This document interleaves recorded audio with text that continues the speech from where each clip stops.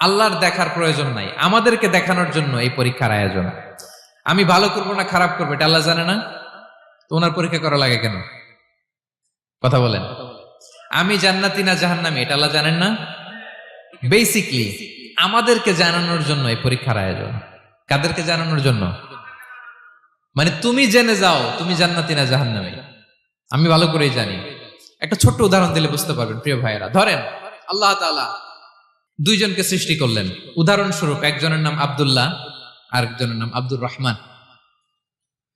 সৃষ্টির পরে আব্দুল্লাহকে বললেন, আব্দুল্লাহ আমি জানি তুমি পৃথিবীতে 50 বছর হায়াত পাইতা, খুব ভালো কাজ করতে, তুমি দুনিয়াতে অনেক ভালো কাজ করতে, এটা আমি আগেই জানি, আমার অসীম জ্ঞান বলে আমি আগে থেকেই জানি।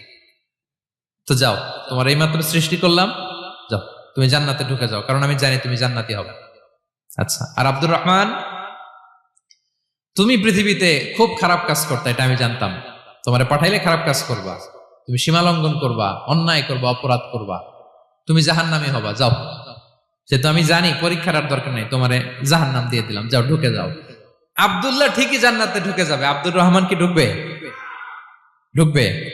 সে বলবে, আল্লাহ এইমাত্র আমারে বানাইলেন, এইমাত্র আপনি আমাকে সৃষ্টি করলেন, সৃষ্টি করেই বলতেছেন তুমি জাহান্নামে যাও, আর বলতেছেন আমি জানি দুনিয়াতে পাঠালে তুমি খারাপ কাজ করবা, তুমি জাহান্নামী হবা, পাঠানোর আর কি দরকার, আগে থেকে জাহান্নামে যাও। আল্লাহ আপনি জানলে জানতে পারেন, আমি তো জানি না।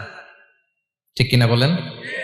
সে বলবে, না আল্লাহ আপনি ভুল বলতেছেন, এই দুনিয়াতে পাঠাইলে আমি খুব ভালো কাজ করতাম, আমি সীমা লঙ্ঘন করতাম না, নামাজ পড়তাম, রোজা রাখতাম, হজ করতাম, যাকাত দিতাম, সাদাকা করতাম, চ্যারিটি করতাম, জনকল্যাণকর সব ভালো কাজগুলো আল্লাহ আমি করতাম।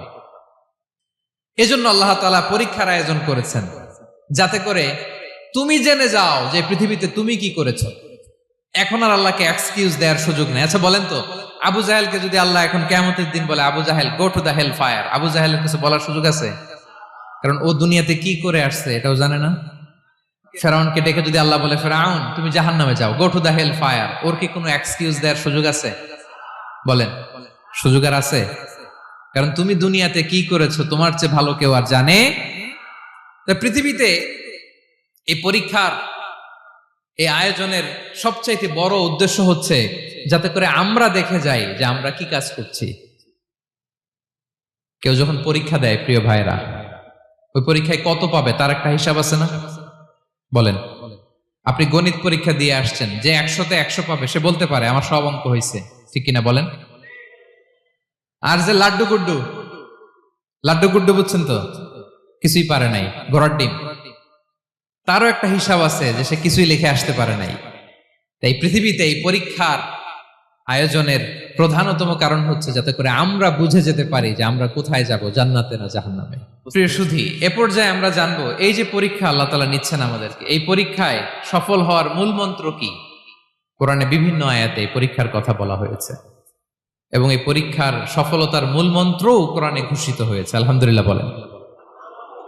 যে আয়াত দিয়ে আমি শুরু করেছি, এই আয়াতে আল্লাহ তাআলা বলেছেন, ওয়াবাশশিরিস সাবিরিন, নবী হে ধৈর্যশীলদেরকে আপনি সুসংবাদ দিন, ধৈর্যশীলদেরকে সুসংবাদ দিন। তার মানে বিপদে ধৈর্য ধারণ করতে হবে প্রিয় ভাইরা। ইন্নামাস সাবরু ইনদা সাদামাতিল উলা, বিপদে আমরা অনেক সময় প্যানিক হয়ে যাই, অস্থির হয়ে যাই, কি করব, হতাশ না। মুমিনরা হতাশ হয় না, ধৈর্য ধারণ করে। কি করে? কি করে? ধৈর্য ধারণ করার শক্তি দাও গো মেহেরবান আমায়, দাও গো মেহেরবান। পড়েন, ধৈর্য ধারণ করার শক্তি দাও গো মেহেরবান আমায়, দাও গো মেহেরবান। সবাই বলুন একসাথে, ধৈর্য ধারণ করার শক্তি দাও গো মেহেরবান আমায়, দাও গো মেহেরবান। বুকের ভেতর ব্যথার নদী বইছে অবিরাম, বইছে বইছে অবিরাম। পড়ুন, ধৈর্য ধারণ করার শক্তি দাও গো মেহেরবান আমায়, দাও গো মেহেরবান। পড়েন আমিন। আল্লাহ যেন বিপদে আমাদেরকে ধৈর্য ধারণ করার তৌফিক দান করে। প্রিয় ভাইয়েরা, ধৈর্য এটা এমন একটা গাছ যে গাছের সারা গায়ে কাটা, কিন্তু এই গাছের ফলটা বড় সুস্বাদু। আই রিপিট, আমি আবার বলছি, ধৈর্য। এটা এমন একটা গাছ যে গাছের সারা গায়ে কাটা, কিন্তু ফলটা বড় মিষ্টি, ফলটা বড় সুস্বাদু। সবাই ধৈর্য ধারণ করতে পারে না। বিষ্ণু ইসা ইসলামকে আল্লাহ তাআলা নানা সময় আশ্বস্ত করেছেন, সান্ত্বনা দিয়েছেন, আর ধৈর্যের বাণী শুনিয়েছেন। আল্লাহ বলেন, ফাসবির কামা সবারা উলুল আজমি মিনার রাসূল।